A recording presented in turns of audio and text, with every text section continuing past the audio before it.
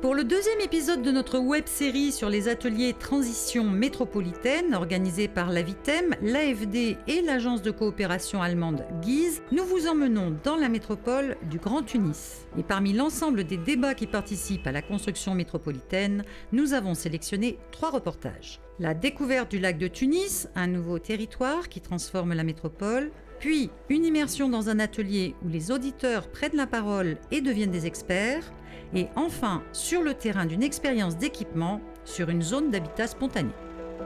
3 reportages pour accompagner les transitions métropolitaines et passer du projet à l'action.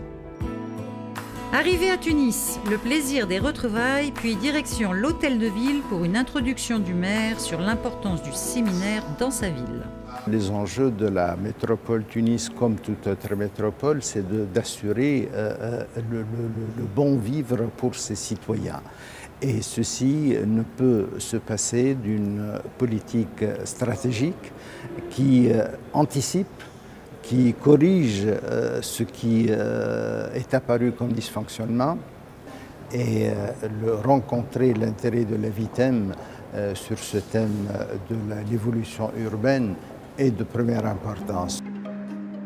Départ pour le Grand Lac de Tunis. Ce projet porte un immense potentiel de développement urbain, historiquement une dépollution fut nécessaire. Tout se rejetait avant dans ce lac, ce qui fait qu'il est devenu un problème environnemental, aussi bien au niveau du lac et une nuisance pour la ville de Tunis. Nous représentons la seule zone d'extension de l'hypercentre. Par exemple, lorsqu'on voit les Halles de Paris, c'est un projet qui impacte son environnement. Nous, on va écrire l'histoire avec ce projet. Avec une assiette foncière globale de 1327 hectares, ces rives du lac représentent une zone d'extension urbaine très attractive, d'envergure internationale.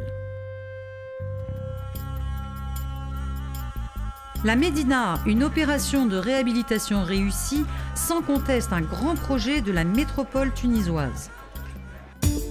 Les auditeurs partagent leurs expertises sur la dimension écologique et les processus de résilience au changement climatique dans les stratégies urbaines des pays du Maghreb. Les 2 projets éoliens et solaires. Donc trois intérêts écologiques majeurs. Premièrement, les gaz à effet de serre et la qualité de l'air. Qui concerne la consommation, sur 2,2 millions d'habitants, il y a 1,5 million d'habitants qui sont servis d'eau et 2% des habitants qui ne sont pas connectés.